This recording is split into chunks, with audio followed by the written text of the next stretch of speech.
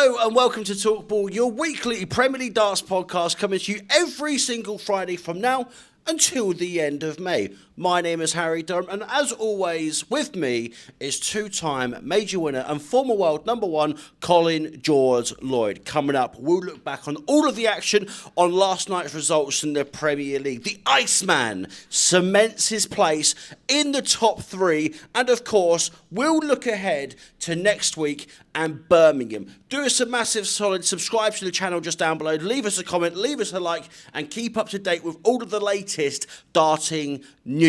I tell you what, Colin Lloyd, it was absolutely dramatic on Merseyside last night with Gerwyn Price.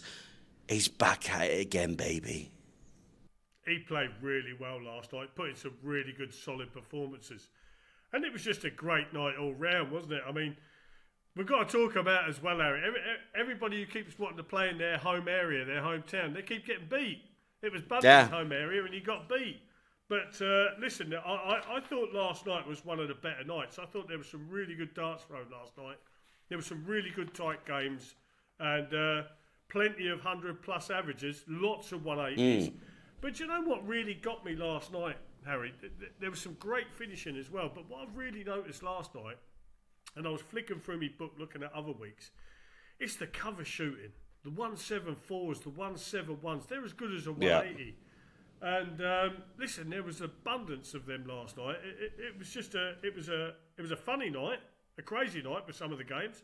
MVG Littler, but other than that, I thought it was a cracking show last night, a cracking show, and a very deserved winner. 262 victories for Gwyn Price on his way to the final. 2 105 averages, only a 104 in the final. You're rubbish! How can't you level 3 105s and drop down one underneath? Freakish stuff from Gezi. First final since Berlin. 3 ton-plus checkouts across the night as well. Best, I mean, he beats the best in the world as well. And Cole, when he's playing like that, he truly is. It's the way that he throws the dart as well. Yeah. Sometimes it's like Picasso.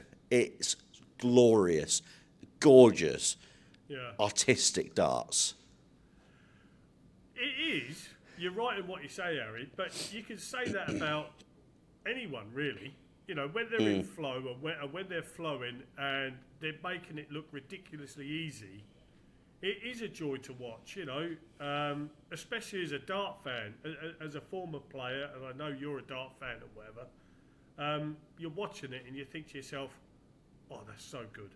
That's so good. And, like, you listen to the commentary of Wayne Mardell, and, you know, Wayne gets all excited about it all, and it is. And like I say, as former players, it's great to watch. And the one thing I think about, Harry, I think about the fans. I think about the entertainment value for the fans, not just the player. The players get rewarded whatever. And I mean that in the sense that not just a win, but they're getting paid. And so the fans get treated. And last night they got really treated to something special. You know, that was like being served a Chateaubriand with a nice Rioja or something like that. And listen, it was absolutely fantastic and a joy to watch. It was, Cole. It was. And, I mean, Gezi, I know he was so out of form last year as well. And he spoke after with Sky and was mentioning how he was feeling off the back of sort of like Rotterdam and whatnot with the movement of the darts, and saying that he was frustrated last week as well. But, I mean, if he's headstrong and when he's feeling like this, I mean, and you look ahead to the O2, and he's not won a Premier League just yet. He's come very close to winning the Premier League. You know, Luke and whoever the fourth spot is going to be between Michael and Nathan, they got to be worried about Gerwyn Price. I think the worrying bit, Harry, for me, for those guys, is the getting there. If you get there, you've got a chance to win it. If you end up in 5th place and you've lost out, say, by a leg, you're going to be absolutely devastated. You'll be gutted because you'll be sat at home watching it like everybody else. I'm not saying it's going to be easy once you get there, because of course it isn't. You know, darts isn't easy. No sport is easy. Nothing in life in general is easy. But if you're there, what is it they say? If you're in it, Harry, you can win it. If you're in it, you can win it. And I just hope whoever the four are, I think we could see some absolute fireworks on Judgment Night. I think whoever wins it out of the four that qualify will be a very, very worthy champion. We're on the home straight now, Harry. This is where everybody's got to stay focused. Not just every point counts, every leg counts. And I think that's what's going to make the difference. Well, let's hear from last night's winner then, because following his victory on Merseyside, Gerwyn Price was asked about the lack of consistency in the other players, and here's what he had to say. Yeah, I think I'm playing reasonably well. I think I'm more consistent than most. I'm just coming up against it, you know. People are just playing out of their skin against me, and then, in the way I say it, bombing the game next round. But you know, I'll just keep plugging away and keep trying my best, and you know, the wins will come like they did tonight. See, Cole, I mean, that's what I said about being headstrong. If he keeps plugging away, you know, and keeps chipping away at that ice, yeah, he's gonna freeze the rest of the people, and then Gezi, the Iceman, will come out being Mr. Freeze and turn everyone to icy stone. Maybe. You know, sometimes with Gezi, I think he's just too judgmental on himself. You know, these days, Harry, I think we spoke about it before. There's some days you turn up, you just have a bad night at the office. You know, and if someone else is on their game against you, well, whose fault's that? Yeah. You know, you can't just say, well, everybody's playing well against me. That's the whole point of it. You're one of the big guns. You're one of the big names. You know, if I was to play Gezi even now, you know, and I'm a washed-up dart player, I still want to go up there and not embarrass myself. And if a game turned up for me and I was able to beat him, I'd give him some of his own medicine. I'd large it straight in his face. I'd go, have some of that, son. You're not washed up. You're not washed up. I'm just going to come in here and say that, by the way. If you see Colin Lloyd's name for an exhibition, he's going to put one hell of a show on for you. Cole, I want to do something on this podcast I've never, ever done. I want to talk about Luke Humphries, and I want to start with a round of applause. Round of applause from both of us. I don't know what I'm applauding for, but I'm obviously I mean, he reached the final, and obviously I'm so biased over Luke because you know what he means to me as a darts player. He was absolutely sensational last night, Cole. Kicking off against Nathan Aspinall with the 113 average. It feels like we have Cool Hand back. I mean, he's had his time off. He's had his rest. 211 darters as well. Solid finishes on the 198-62. The double 19 against Gezi, the 115 and the double 19 finish. You always said that Rob Cross, his friend, is the double 18. Last night, the double 19 was Humphries' best friend. He was throwing absolute bombs, Cole. And I mean, yeah, the checking out could have been better at some places, but with the time off that he's had, it seems as if he's gotten his confidence about.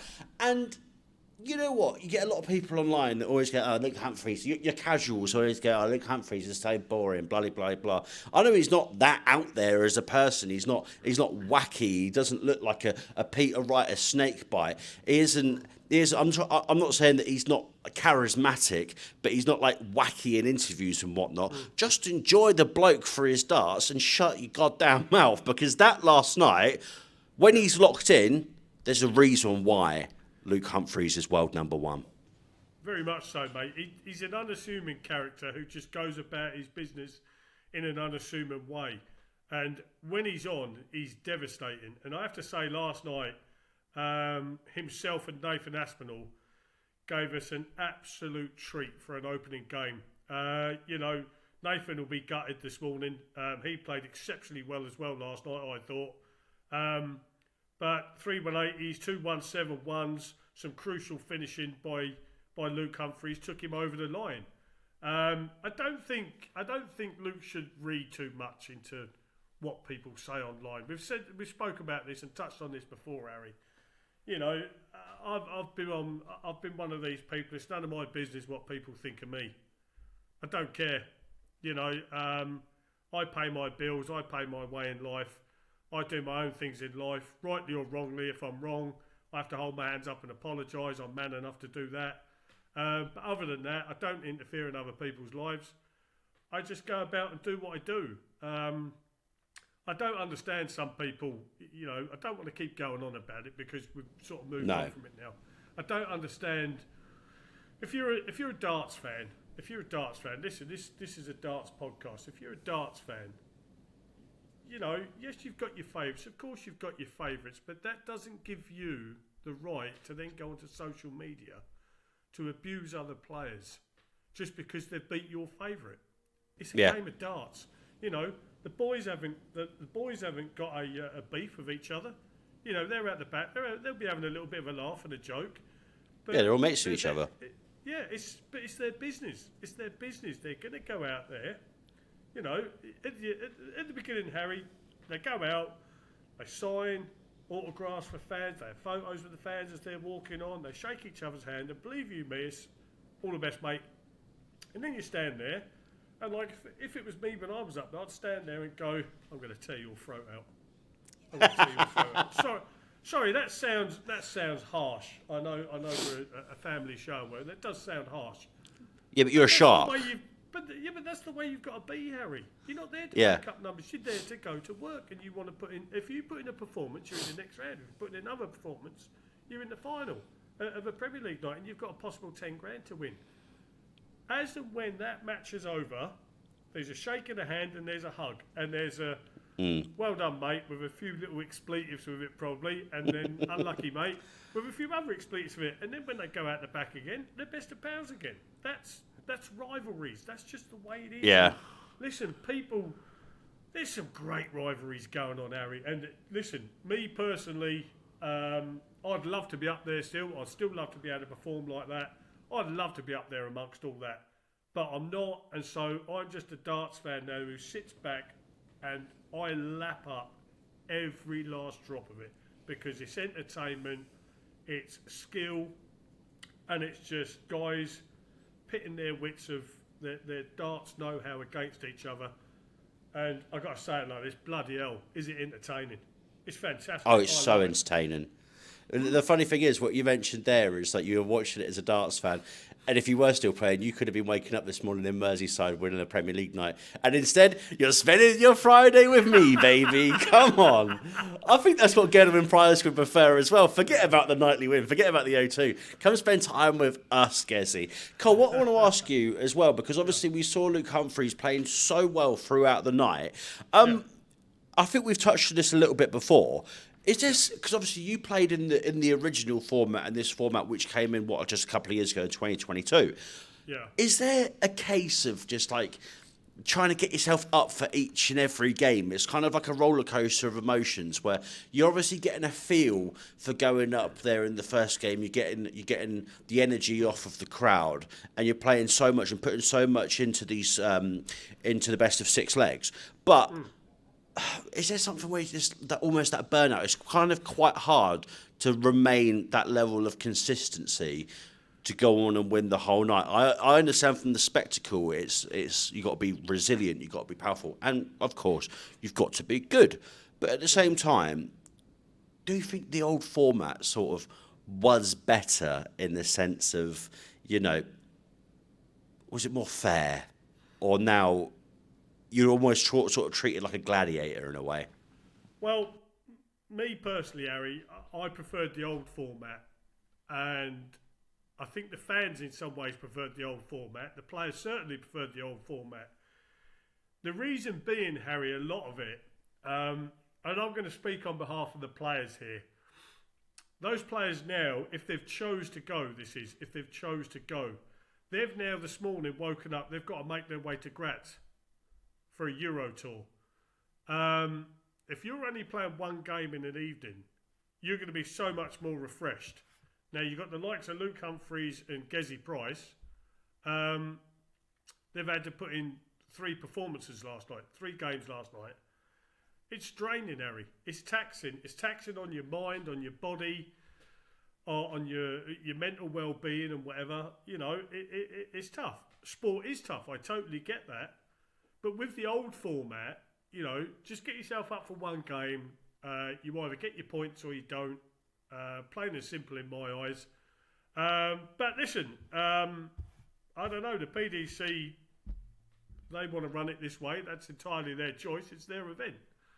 But I think if you speak to the fans and you speak to the players, they'd much prefer to just play one game in an evening. You're still going to get value, Harry, because just send it back to the old format where it's, say, like best of 13, say.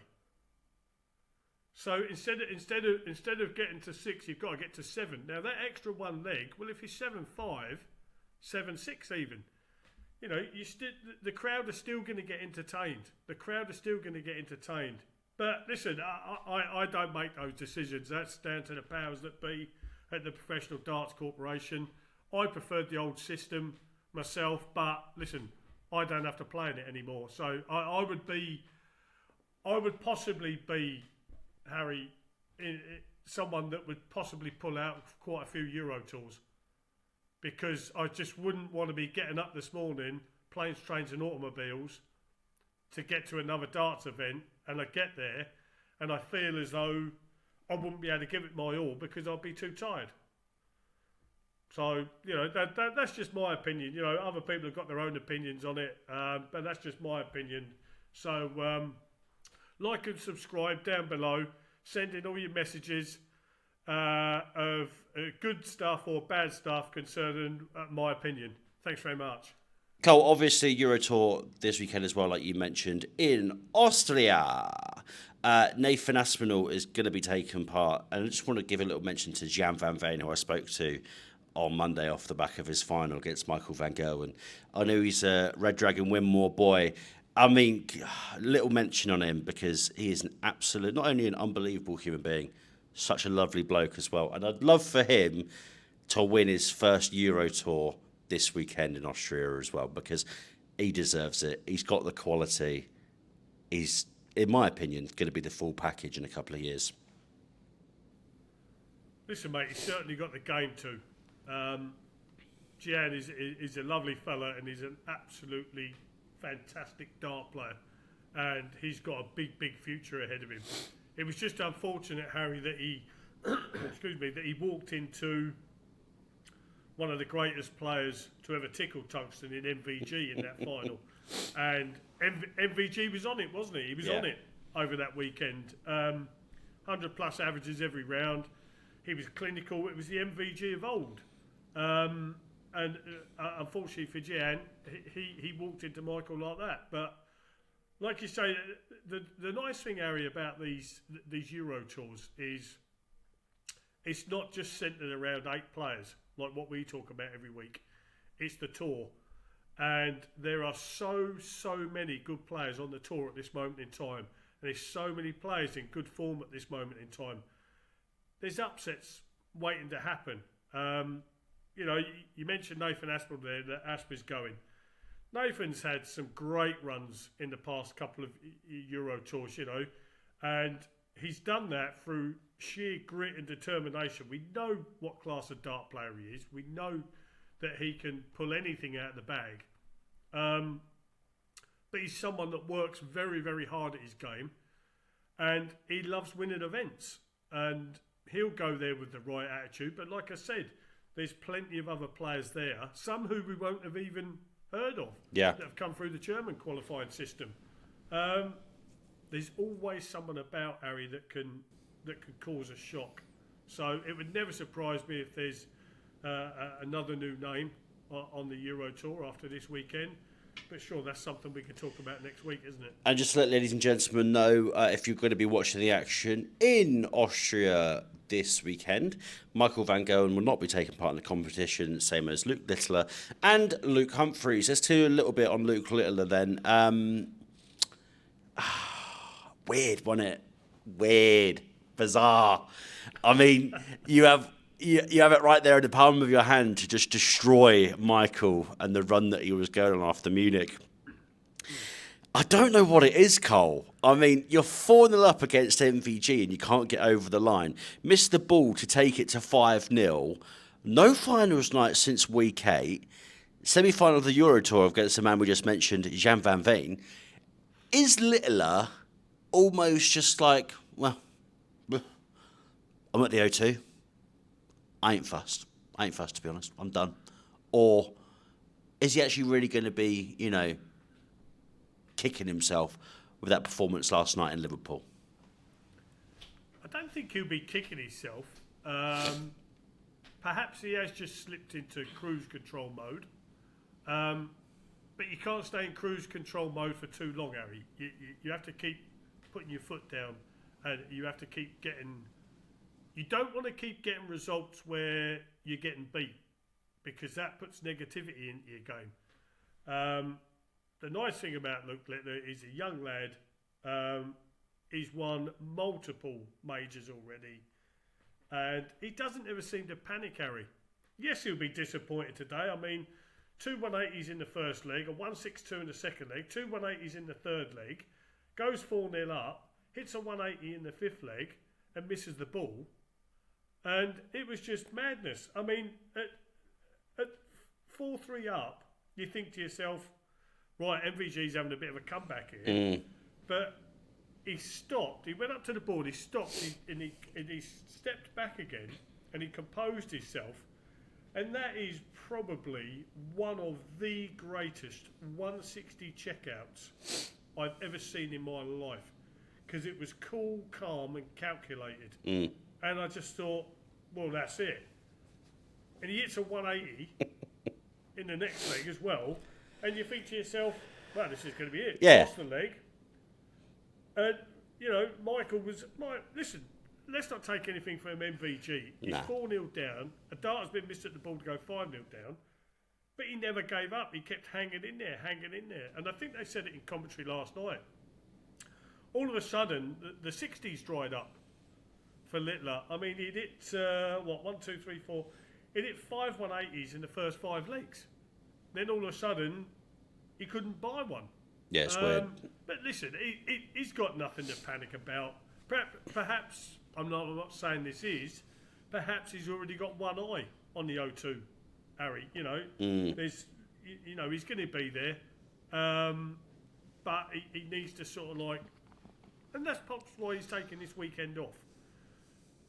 Stop, reset, refocus, let's start again. Well, he said... You are getting to the nitty-gritty now, and the majors are starting to play a role now, Harry. And the World Series events are coming in. You want to be on your game. You want to be on your game. Well, he said after losing to Jan van Veen that he wouldn't be back in Germany until Dortmund. So that's going to be for the European Championship. And then... Yeah. Does that mean that he's not going to be in the World Cup? That's what I was thinking. If he's not going, if he says maybe he's just got in his cities wrong, because there's a lot of major cities in Germany.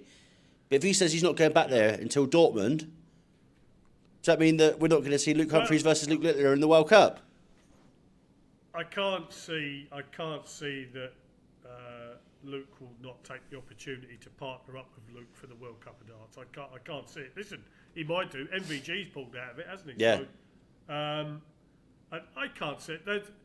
This will be a great opportunity for him to, pull on an England shirt, partner himself up with the world number 1, and my God, what a formidable pairing that will be. Scary.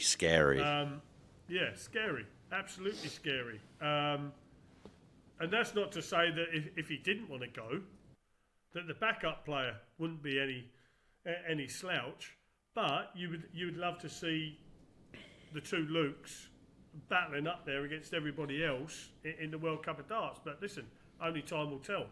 I can't answer that one for you. It was a strange comment. But listen, I can't see him not wearing an England shirt. I'd be disappointed and surprised if he didn't. Because those opportunities don't come along very often, Harry. And when the number 1 and number 2 player in the world, them sort of days were like Eric Bristow and John Lowe. So you're going back to the 80s, and that was a formidable partnership. They won umpteen World Cup events. But listen, Luke Littler's, he manages himself the way he wants to manage himself. If he wants to go, he's going to go. If he doesn't want to go, so be it. That's entirely up to him. Obviously, today, Cole, we are under a time limit with our great producer also having to be... She is the most hardworking person that I know, and we're both so proud of her. Not only does she do football, she does darts. She's doing boxing today as well. So we're going to fly through all of it. MVG covered. We talked about that as well. Brown noser. You brown noser. Well, I need to get in people's good books, don't I? I mean, your bad books. I mean, her bad books. I mean, my mum's bad books. I mean, my dad's bad books. Listen, we're running out of books for me to write in of what people that I've upset recently, Cole. Stephen Bunting, just to finish off then, wasn't the homecoming that he would like to remember. I know, 10 years ago it wasn't a homecoming he wanted to remember then as well. Quarter-final exit to Rob Cross, losing 6-1. Rob Cross takes that winning record to 9 against Bunting. I mean, I think it was overexcitement, Cole. I mean, he was on talkSPORT throughout the week and telling about how excited he was to be playing in front of that Liverpool crowd. Questions of if he was going to walk out to You'll Never Walk Alone.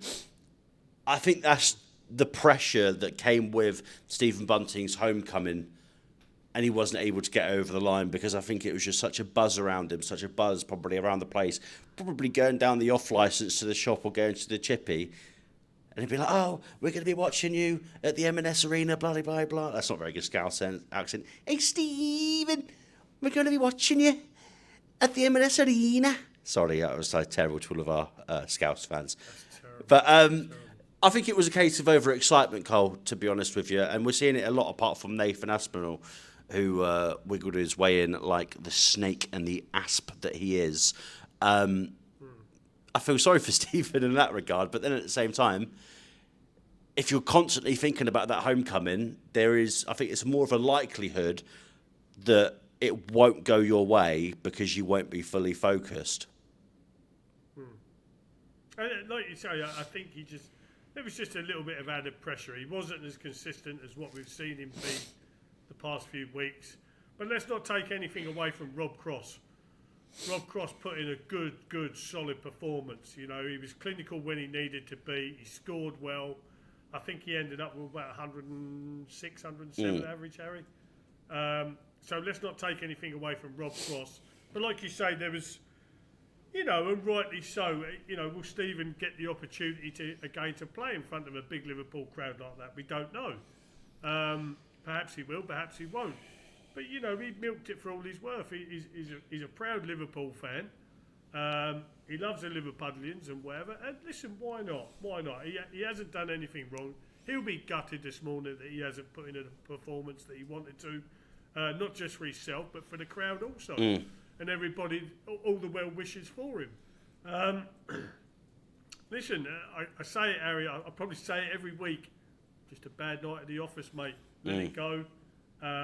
He's done his bit. He said to people in Liverpool, I'm a proud... Listen, he's always on social media saying about Liverpool. And for him to just have the opportunity to step up on that stage and perform in front of that crowd, I'd be happy with that. Disappointed with the performance, but I'll be happy that I could just get up there for him and give the city a mention. Let's take a quick look at the Premier League table then. Luke Littler, of course, still top spot with 30 points. Luke Humphries in second with 26, just 4 points behind Luke Littler.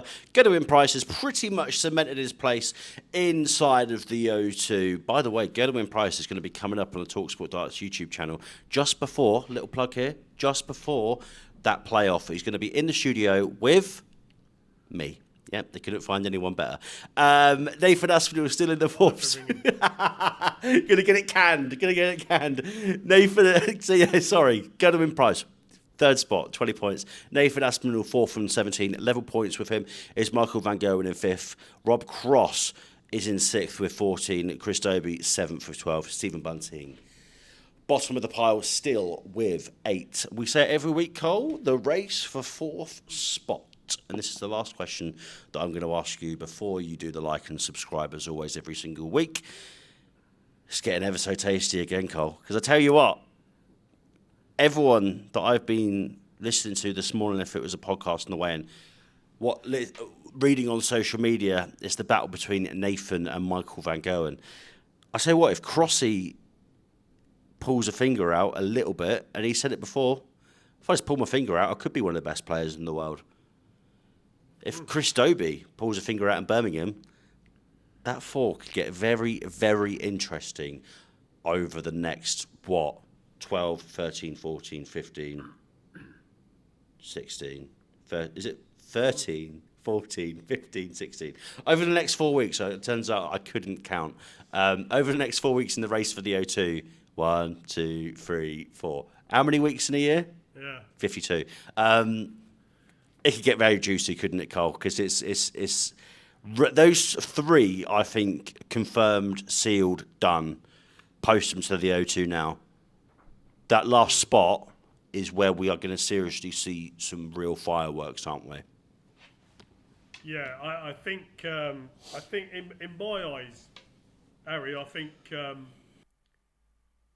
MVG needs to get a nightly win to have any sort of chance, and I think also the same for Rob Cross, because Nathan Aspinall at this moment he's in a rich vein of form at the minute. And listen, the thing with MVG, yes, MVG's just won a Euro Tour, and there were flashes of brilliance last night, but there was also a lot of bad darts. When he'd hit a plumb treble 20, all of a sudden he'd put a dart. His next dart was like that much, over an inch below the 20, and then he's reaching, he's searching, or a big 5 popped in every once in a while, or a big 1. You know, we could have turned around and said, Harry, this morning, we could have possibly been talking about Rob Cross being a potential winner last night. Now, by that I mean, he walked in the semi-final, he walked into a very, very rampant Gerwyn Price. So, it's taken performances to beat Rob Cross. He knows that he's got a game there. He knows he's playing some good stuff. But he's just not getting a rub of the green at the moment, if you know what I mean. But listen, it's all to play for, isn't it, between those three? And who's going to handle it better? Who's going to handle the pressure better out of the three of them? I think, like I say, in Nathan Aspinall, he's the one that's going to feel the most comfortable because he has actually, he's won a night, you know. He knows he's playing well. He knows he's got a game there. It took the brilliance of Luke Humphries to stop him last night. Listen, the next 4 weeks are going to be fantastic, aren't they? I don't know. I really don't know. You can't predict it. It's impossible. It's impossible to predict. And like I said about Luke Humphries before, depends who's got the biggest nuts. You know what I mean? It's the pressure. Who can deal with it? You know? Yeah. Yeah. I've got bigger nuts than you, that sort of stuff. My dad's harder than your dad. You know what I'm talking about? Get inside their heads, boys. This is what it's all about. The O2, the Premier League, the final, Harry Durham's birthday. Yeah? I'm just happy to be involved. I'm happy to be there. And whoever wins, you know, I'm not being biased at all. Whoever wins, I'm happy. That's what I'm going to say. That's all I'm going to say. Well, I'd like a new winner. I'd like a new winner. That's all I'm going to say. That's all I'm going to say. Well, like I said at the start, Harry, it's all about getting in that top 4. If you're in it, you can win it. You know, I keep saying that, and it's just going to be a battle these next few weeks, and it's going to be a great battle, and it's going to be great to watch it all unfold. And like you say, it's your birthday, and you know, for our subscribed listeners down below. Oh, you've gone too early on that. How old are you going to be? 40 what? You horrible beep, beep, beep, beep, beep, beep, beep, beep, beep. So many swear words that I've just said. I was being generous. I'm going to be 29, ladies and gentlemen. Could you believe it? I look rough, don't I? Wow. Did you have a paper round, Harry, that was uphill both ways? Yeah, literally. Honestly. I've been through a lot in my life, ladies and gentlemen, growing up in Royal Berkshire. Listen, mate, everybody's going to buy you cakes and everything for your birthday. Yeah, when are you coming down? When are you going to be here for my birthday, eh? What present are you going to get me? Hang on, I'll have to have a look at my diary. I'll probably get you a nice signed photo of me. That'll be nice. Oh, yeah, I think we're going to have a bonfire that night. Just, you know. It's only a tenner. Anyway, back to the darts. Listen, night 13, May 1st, Utility Arena, Birmingham. Quarterfinals are as followed. Luke Littler versus Stephen Bunting. Nathan Aspinall versus Chris Dobie. The two best mates going up against each other. If you thought the final was brilliant last night, it's a quarterfinal next week as well. Luke Humphries versus the Iceman, Gerwyn Price. Rob Cross versus Michael Van Gerwen. Very interesting tie, like we've mentioned, in that race for 4th spot. Goodbye, Cole. I love you very much. You are sensational every single Friday. You went a bit too early, Cole, but say what you got to say right now. Give it some oomph. Give it some fire. I know that you can sell this next message. And I'll tell you what, if we go up by 100 of these, the word that you've got to say, I will personally deliver a crate of beers to your house. Folks, listen, if you're enjoying the show so far, click on the link down below, like and subscribe, and you can listen to my dulcet tones until the end of May. If that doesn't make you want to block the channel or subscribe, it's going to make people do whatever. So hopefully people didn't report us after that. Instead of 100 subscribers, we got 100 reports and we got shut down. Yeah, cheers, Carl. I'm out of the job. Ladies and gentlemen, the big man said it himself. The great man said it right there. Like and subscribe just down below. Keep up to date with everything that's going on right here on the talkSPORT Darts YouTube channel. The watch-alongs for the Premier League. Speaking to the biggest names across the sport. We'll be building up to the majors. We'll be doing it right here. We'll be doing challenges. You name it, we're going to be doing it. Have a good weekend. Take care. Cole. Mwah. See you very soon, ladies and gentlemen.